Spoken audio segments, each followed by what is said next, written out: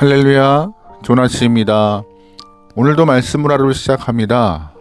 슬기로운 아침 시간 예레미야 40장 말씀입니다. 한 사람의 진면목을 보기 위해서는 성공한 부분만 봐서는 알 수 없습니다.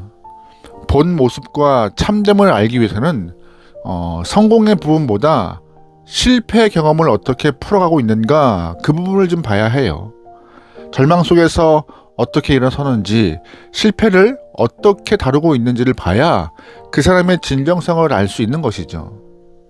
예레미야 39장에서 예루살렘이 바벨론에게 함락되었습니다. 남유다는 망했어요.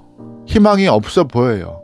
그런데 보이는 나라, 그런 인간의 나라가 망했다고 해서 자포자기하지 않고 보이지 않는 하나님 나라를 바라보면서 다시 일어서는 사람들이 있었습니다. 그들이 진짜 성도인 것이죠.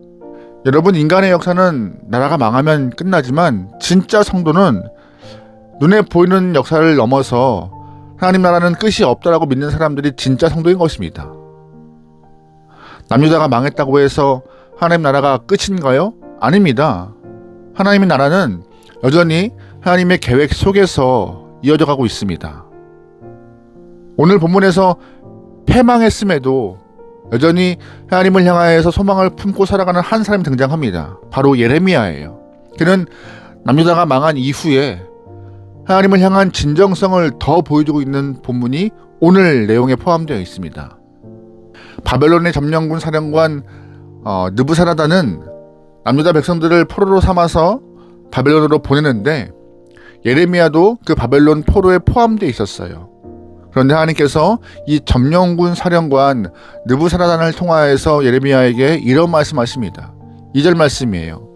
사령관이 예레미야를 불러다가 이르되 내 하나님 여호와께서 이곳에 이 재난을 선포하시더니 여호와께서 그가 말씀하신 대로 행하였으니 이는 너희가 여호와께 범죄하고 그의 목소리에 순종하지 아니하였으므로 이제 이루어졌도다. 이 일이 너에게 임한 것이니라. 아멘. 사령관이, 그것도 이방인 사령관이 한 말이지만 틀린 말이 아닙니다. 의심스러울 정도로 성경적인 발언을 하고 있어요. 그런데 아무리 맞는 말이어도 이런 이방인 사령관의 입을 통하여서 나라가 망한 이유를 든다는 것은 하나님의 백성에게는 수치스러운 일입니다. 아니, 수치스러움을 넘어서 아주 뼈아픈 현실을 이방인들에게 들어야 하는 이러한 상황이 굉장히 고통스러웠을 거예요. 하지만 성경 곳곳에서 하나님은 이방인의 입을 통하여서 혹은 짐승의 입을 통하여서 하나님의 백성을 책망하시기도 합니다. 좋은 예가 아브라함과 발람을 들 수 있을 것이에요. 아브라함과 사라가 기근을 피하기 위하여서 애굽으로 갔습니다. 애굽에 도착한 아브라함은 살아남기 위하여서 아내 사라를 누이라 속여요. 그런데 그 때문에 하나님의 계획하심이 억울해질 뻔했습니다. 아브라함이 사라를 누이라 하자 애굽의 바로 왕이 사라를 아내로 취하려 한 것이죠. 하나님의 계획이 깨질 찰나에, 그런 위기 순간에 하나님께서는 꿈을 통하여서 바로를 책망하십니다. 바로가 꿈에서 깨자 아브라함을 불러 책망해요. 네가 하나님의 사람인 줄 알았는데 어떻게 이런 거짓말을 하느냐, 어떻게 너희 부인을 누이라 속여서 나를 힘들게 하느냐라고, 난처하게 하느냐라고 책망해요. 이방인에게 책망당하는 그런 수치스러운 모습을 아브라함이 보이게 된 것이죠. 그뿐인가요? 아닙니다. 민수기 22장 보면은요, 발람이 모압 왕 발락에게 돈을 받고 하나님의 백성을 저주하기 위하여서 길을 떠나요. 그때 하나님께서 나귀의 입을 여시고 나귀를 통하여서 발람을 책망하십니다.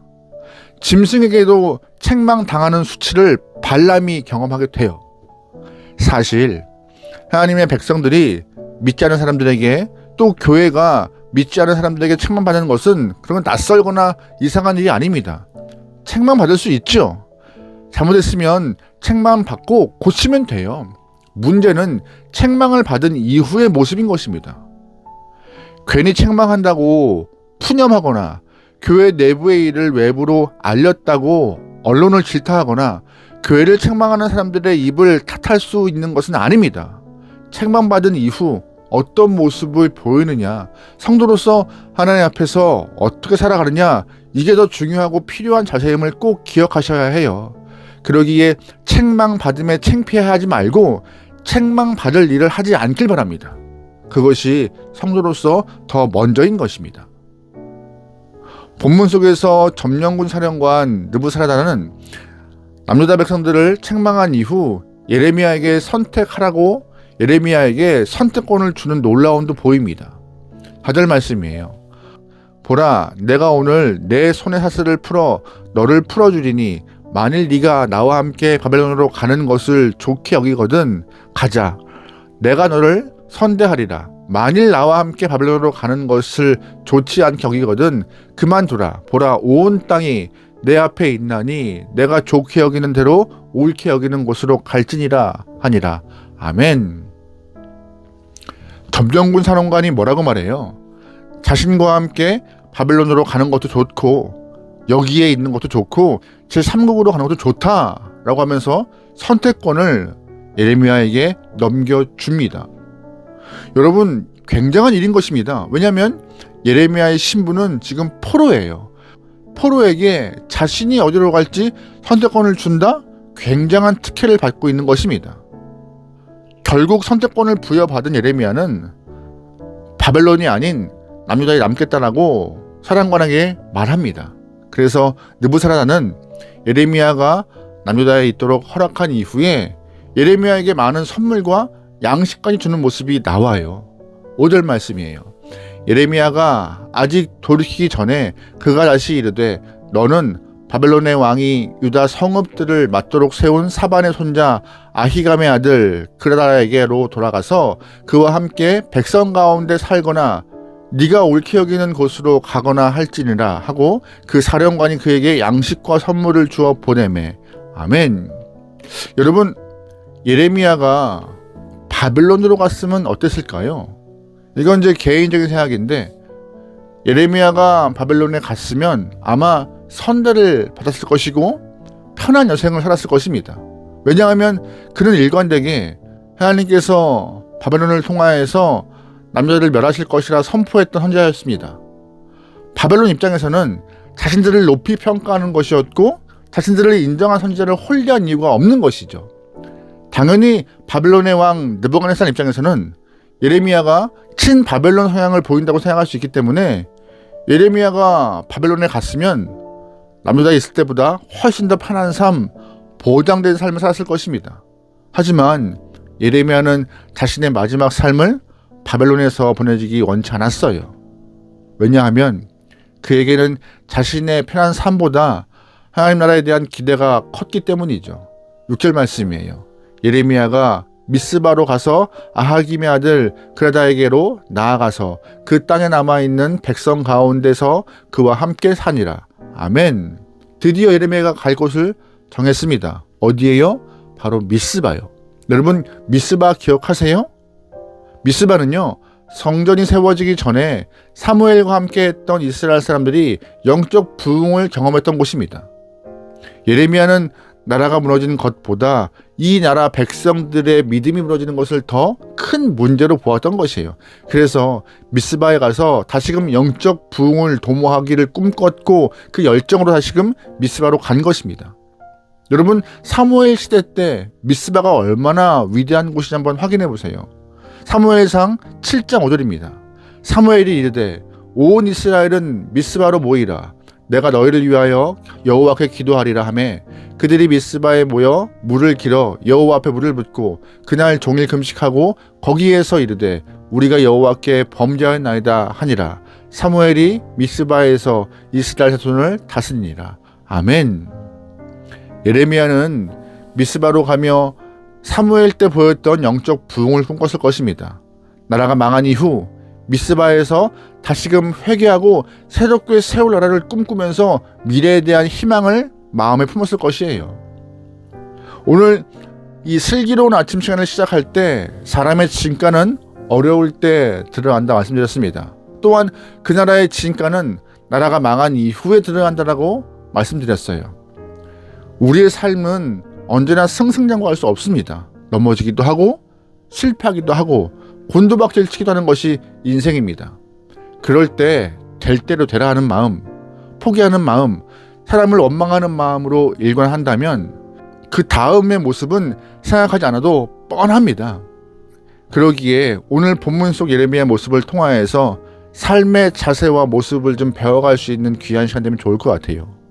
예레미야는 남유다가 망했다고 해서 하나님 나라도 망했다고 생각하지 않았습니다. 다시 부흥을 꿈꿨으며 그 다음을 생각하면서 한 걸음 옮기는 삶을 살았어요. 개인적인 삶의 안락함을 넘어서 역사하시는 하나님의 손길과 인도하시는 하나님의 그 마음을 기억하면서 한 걸음 내딛는 모습을 보인 것이에요. 여러분, 인생의 어려움을 겪고 있다고 해서 인생 전체가 망한 것이 아닙니다. 하나님은 여전히 살아계시면서 지금도 일하고 계시고 우리와 함께 영원히 계실 것입니다.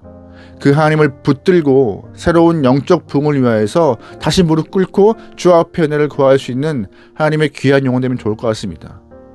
하나님은 움직이는 자에게 믿음으로 행동하는 자를 위하여서 역사하시는 그런 분이십니다.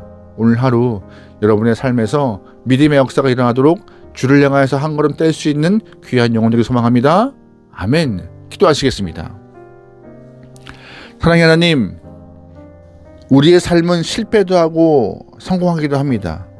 누구나 성공을 꿈꾸지만 더 필요하고 더 중요한 자세는 실패한 이후 어떻게 회복하며 어떻게 주님을 향하여 갈 것인가, 그러한 자세와 마음이 필요한데 오늘 말씀을 통하여서 많은 영혼들이 실패한 이후에도 변함없는 믿음을 통하여서 주를 향한 발걸음을 내딜 수 있도록 역사하여 주시옵소서. 내 안의 중심은 무엇입니까? 내가 꿈꾸는 것은 무엇입니까? 세상적 가치관과 해상 기준이 아닌 말씀의 가치관과 성경적 세계관을 품고 주를 따라갈 수 있는 귀한 영혼, 그래야 해서 마지막 주님의 그 손길을 기대하며 마지막까지 주와 동행할 수 있는 아름다운 영혼들에게 우리의 삶을 주장하여 주시옵소서. 오늘 하루를 맡기오며 예수님의 이름으로 기도합니다. 아멘.